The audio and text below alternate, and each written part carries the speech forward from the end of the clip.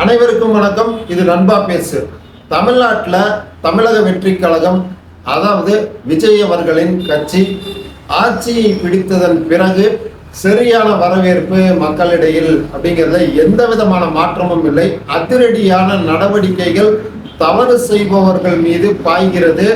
அதே மாதிரி நடவடிக்கைகளுக்கு பயந்து அதிகாரிகள் தங்களின் கடமை, தங்களின் பணிகளை மிக துரிதமாக ரொம்ப ஆர்வத்துடன் வேகமாகவும் செயல்படுறாங்க அப்படிங்கிறத சில இடத்துல பார்க்க முடியுது. இதுல ஆர்வத்துடன் வேலை செய்கிறார்கள், சில விஷயங்கள்ல கோட்டையும் விடுகிறார்கள், அதாவது ஏமாத்தவும் செய்கிறார்கள் அப்படிங்கிறதையும் நம்ம பார்க்குறோம். அவங்களுடைய மேல் அதிகாரிகளா எப்படி அப்படின்னு கேட்டா, இப்போ ஜஸ்ட் ஒரு சிஎம் செல் அதுக்கு ஒரு அப்ளிகேஷன் கொடுத்துருக்காங்க. அந்த அப்ளிகேஷன்ல போய் நம்ம புகார்களை தெரிவித்தோமே ஆனால் அந்த புகார்களின் மீது சில துறைகளில் உடனடியாக நடவடிக்கை அப்படிங்கறத எடுத்துடுறாங்க.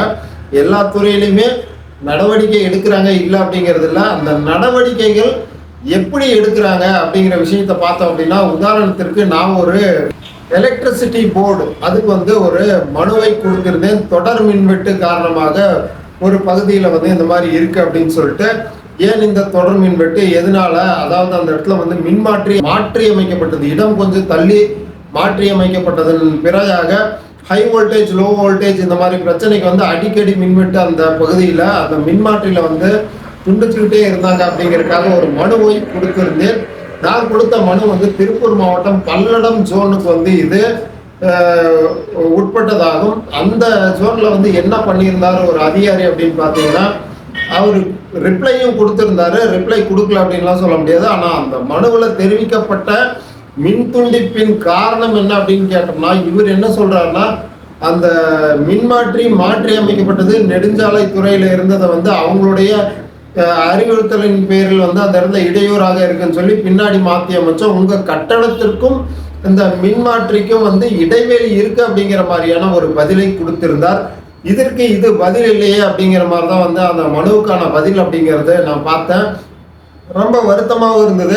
என்னன்னா, அதிகாரிகள் வேலை செய்கிறாங்க, அதே நேரத்தில் இந்த மாதிரி பதில் அளிச்சிட்டோம் அப்படிங்கிற மாதிரி அவங்க நழுவிக்கிறதனுடைய இதா அப்படிங்கிற மாதிரி பார்க்க முடியுது. இந்த விஷயத்த ஒரு கேள்வி கேட்குறாங்க, ஒரு மனு அளிக்கிறாங்க, ஒரு புகார் தெரிவிக்கிறாங்க அப்படின்னா அதற்கான விடயம் இல்லாமல் வேறொரு பதிலை சொல்வது போல தான் அந்த மனுவினுடைய பதில் அறிக்கை அப்படிங்கிறது இருந்தது. அது உண்மையாலுமே மீண்டும் மறுபரிசீலனைக்கு போட்டு அதனுடைய விளக்கம் என்ன அப்படிங்கிறத கேட்கலாங்கிற எண்ணத்துடன் தான் நானும் இருக்கிறேன். நீங்கள் சிஎம் செல்ல நீங்கள் மனுவை கொடுத்தீங்க, கம்ப்ளைண்ட் போட்டீங்க அப்படின்னா கிட்டத்தட்ட ஒரு 15-20 நாளுக்குள்ளேயே அதுக்கான ரெசல்யூஷன் கண்டிப்பாக கிடைக்குது. அதற்கு முன்பாக நெடுஞ்சாலை துறையில் ரோடு அங்கங்க டேமேஜா இருந்து கிட்டத்தட்ட அரை அடி பக்கம் பள்ளங்கள் இருந்தது. சிஎம் ஹெல்ப்லைனுக்கு மறுபடியும் அதை குறித்து புகார் தெரிவிச்சிருந்தேன். அதுல என்ன பண்ணாங்க அப்படின்னா, உடனுக்குடனே என்னைக்கு புகார் அளித்தேனோ அன்றைக்கு மாலை போன்ல அழைத்து கேட்குறாங்க எந்த இடத்துல என்ன ஏதுன்னு தகவல்களை கேட்டு, பிறகு கிட்டத்தட்ட ஒரு 20 நாள்லயே அதற்கான தீர்வு அப்படிங்கிறது எட்டப்பட்டுருச்சு. அந்த இடத்துல ரோடு பேட்ச் ஒர்க் எல்லாமே பண்ணி நீட்டா இப்போ மெயின்டைன் பண்றாங்க. மாண்புமிகு முதலமைச்சர் ஆகிய விஜய் அவர்கள் ஆய்வு மேற்கொண்டிருந்தார். ரேஷன் கடையில நேரடி கள ஆய்வு மேற்கொண்டால்தான் எல்லா விஷயமும் அவருடைய அப்டேட்டுக்கு வருங்கிற மாதிரி அவரே அந்த பொருட்களை விநியோகம் செய்தார் அப்படிங்கிறது எல்லாமே நம்ம பார்த்தோம் செய்திகள்ல. இது எல்லாமே வரவேற்கத்தக்க விஷயம். களத்துல என்ன மாதிரி நகர்வுகள் இருக்கு, என்ன மாதிரியான செயல்பாடுகள் இருக்குன்னு சொல்லி ஒரு முதலமைச்சரே இறங்கி பார்க்கும்போது அதிகாரிகள் அடிமட்டத்தில இருந்து மேல்மட்டம் வரைக்கும் எல்லா அதிகாரிகளும் பயப்பட்டு தங்களுடைய கடமை பணிகளை துரிதமாக செயல்படுவார்கள். ஏன்னா எந்த இடத்துல வேணா எப்போ வேணாலும் ஆய்வு பண்ணுவாங்க, ரைட்டு வரும் அப்படிங்கிற அந்த பயம் இருந்தால் மட்டும்தான் எல்லா அதிகாரிகளும் சரியாக செயல்படுவார்கள். முதல்ல இருந்தே ஒரு சில அதிகாரிகள் வேகமாக தான் வேலை செய்வாங்க. அவங்கள நம்ம எந்த விதத்திலையும் குறை சொல்ல வரல. பெரும்பாலும் இந்த அரசு பணியில் இருக்கவங்க மெதுவாக தான் வேலை செய்கிறாங்க அப்படிங்கிற மாதிரியான பரவலான பார்வை மக்கள் மத்தியில் இருந்துட்டு இருக்கு. அது எல்லாமே இப்போ கொஞ்சம் வேகம் எடுத்துருச்சு அப்படிங்கிறத பார்க்கலாம். வயதானவர்கள், அப்புறம் இந்த கட்டட வேலைகள் செய்பவர்கள் அல்லது வேற ஏதாவது இரும்பு பற்றைகள் வேலை செய்கிறவங்க அந்த மாதிரிலாம் இருந்தாங்கன்னா பயோமெட்ரிக் மிஷினில் அவங்க ரேஷன் கடையில் கைரேகை பதிவாகாமல் இருந்தது. பதிவு பண்ணணும், கைரேகை வச்சாதான் பொருட்கள் போடுவாங்கிற மாதிரியான விஷயங்கள் இருந்தது. அது அனைத்திற்குமே ரொம்ப இடையூறாக இருந்த நேரத்தில் இப்போ அது எல்லாமே ஓரங்கட்டப்பட்டு ஃபேஸ் ரெகக்னைஷன் மிஷினை வந்து கொண்டு வர போகிறோம் அப்படிங்கிற மாதிரி தமிழக அரசு வந்து சொல்லியிருக்க விஷயம் பெரிதும் வரவேற்கத்தக்க ஒரு விஷயம். லைனில் போய் இந்த பயோமெட்ரிக் மிஷின் ஃபிங்கர் பிரிண்ட்டுக்காக வச்சுக்கிட்டு ரொம்ப நேரம் ஒரு நபர் வராங்கன்னா அவங்களுக்கே கிட்டத்தட்ட ஒரு 5 நிமிஷம் பக்கமெல்லாம் ஒரு சில இடத்துங்கள்லாம் ஆகுது. ஏன்னா அந்த மிஷினுடைய சென்சார் சரியாக வேலை செய்யாமல் நிறைய பிரச்சனைகள் அப்படிங்கிறது இருக்குது. ஃபேஸ் ரெகக்னைசிங் போட்டாங்க அப்படின்னா அந்த மாதிரிலாம் இருக்காது. ரேஷன் கடையில் வந்து நிறைய கியூ நிற்கிறதுக்கான வாய்ப்பில்லை. டக்குன்னு பொருட்களை போட்டு அவங்க அடுத்தடுத்த வேலையை பார்க்கறதுக்கான விஷயங்கள், அவங்க நேரம் அப்படிங்கிறது வந்து சேமிக்கப்படும். இதெல்லாமே களத்தில் வந்து நம்ம முதலமைச்சர் அவர்கள் வந்து இறங்கி ஆய்வு பண்ணதுல சில அப்டேட்ஸ் அப்படிங்கிறது வந்து அவர் தெரிஞ்சுக்கிட்டு அப்டேட் பண்ணியிருக்காங்க. ரெவென்யூ டிபார்ட்மெண்ட்டை பொறுத்த வரைக்கும் இன்றைக்கு நிறைய அதிகாரிகள், அதாவது கீழ்மட்டத்திலேருந்து மேல்மட்ட அதிகாரிகள் வரைக்கும் லஞ்சம் பெற்றாங்க அப்படின்னா அவங்க வந்து உடனுக்குடனே வந்து சஸ்பெண்ட் பண்ணப்படுறாங்க. இதுக்கு எல்லாமே பயந்துக்கிட்டு அதிகாரிகள் சாதாரண ஒரு எளிமையான மனிதன் தான் அந்த இடத்துக்கெல்லாம் வருவான். ஒரு கம்யூனிட்டி சர்டிஃபிகேட்டு, இந்த மாதிரி ஒரு பட்டா டிரான்ஸ்ஃபர், இதெல்லாமே ஒரு சின்ன சின்ன ஏழையாக இருப்பான், ஒரு வீட்டை வாங்கியிருப்பான். அதுக்காக வந்து அவங்க பட்டா டிரான்ஸ்ஃபர் பண்ணணும் அப்படின்னு போனாங்கன்னா அவங்கக்கிட்ட ஏகப்பட்ட பணம் அப்படிங்கிறது எல்லாமே வசூல் செய்யப்பட்டு வந்துக்கிட்டு இருந்தது முன்னாடி. இப்போ அதுக்கெல்லாமே ஒரு முற்றுப்புள்ளி வச்சு, அதாவது விஓவிலிருந்து ஆர்ஐலேருந்து யாருமே வந்து பணம் வாங்காமல் செஞ்சு கொடுக்கறதுக்கான வேலைகளை செய்கிறார்கள். அதுலேயும் ஒரு சில கருப்பாடுகள் வந்து வாங்கத்தான் செய்கிறாங்க, ஆனால் மாட்டிக்கிறாங்க. ஒரு சிலர் மாட்டாமலையும் வந்து பண்ணிக்கிட்டு தான் இருக்காங்க. எனக்கு தெரிஞ்ச ஒரு நபர் வந்து இப்போ போன வாரத்தில் அவரோட ஃப்ரெண்டுக்கு வந்து பட்டா டிரான்ஸ்ஃபர் அப்படிங்கிற அந்த விஷயத்துக்கு போனாங்க. அதில் வந்து ஒரு குறிப்பிட்ட விஓ வந்து எனக்கு பணமே வேண்டாம் அப்படின்னு சொன்னதாகவும் ஒரு தகவல் கிடைக்கப்பட்டுச்சு.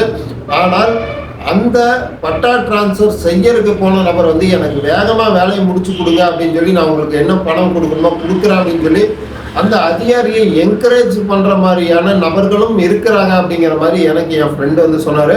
இதெல்லாம் பார்க்க போகும்போது அதிகாரிகள் சரியாக இருந்தாங்க அப்படின்னாலும், பயந்து வேலை செய்கிறாங்கனாலும், இது மாதிரியான சில பணத்திமிர் பிடிச்ச சில ஆட்கள் அவங்களுடைய வேலை, அவங்களுடைய சுயநலத்தை பார்த்து அவங்க வேகமாக முடிக்கணும், மற்ற 10 பேர் நிற்கிறாங்க முன்னாடி அப்படின்னா இவங்க வேலையை முதல்ல முடிக்கணுங்கிறதுக்காகவே பணம் கொடுக்குற இந்த பழக்கம் அது வந்து கடைசியில் எல்லா சாமானிய ஒரு ஏழை வர்க்கத்து மக்கள் வந்து கொடுக்க முடியுமா அப்படின்னா கண்டிப்பாக முடியாது.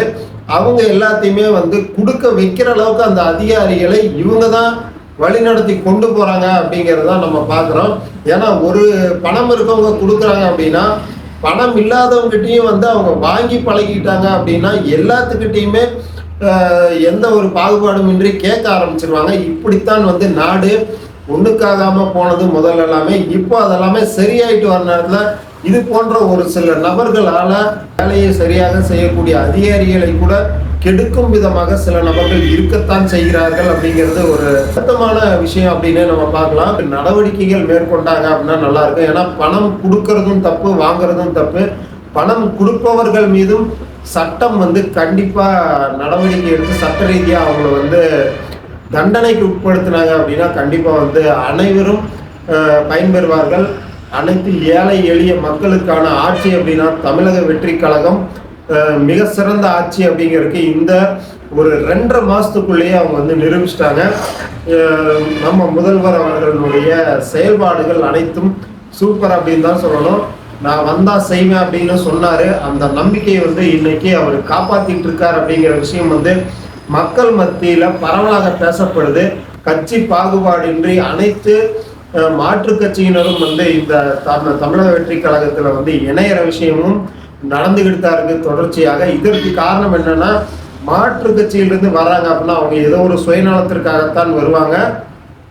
இருப்பினும் அரசியல் அப்படின்னு வந்துட்டா எல்லாத்தையும் ஒன்றிணைச்சு கொண்டு போகணுங்கிற மாதிரியான விஷயத்தை நம்ம பார்க்கும்போது எதுவா இருந்தாலும் மற்ற கட்சியிலிருந்து உள்ள வந்தாலும் அவங்களும் தவறு செய்தால் தண்டனை உறுதி அப்படிங்கிறதும் நிறைய இடத்துல வந்து தமிழக வெற்றி கழகத்தினுடைய மேல்மட்ட நிர்வாகிகள் சொல்லக்கூடிய விஷயமா இருக்கு. யாருமே தப்பிக்க முடியாது. அடுத்த இன்னொரு வீடியோவில் வந்து சந்திக்கலாம். அது வரைக்கும் நம்ம சேனல் ஸ்டே டியூன்டா இருங்க. நன்றி, வணக்கம்.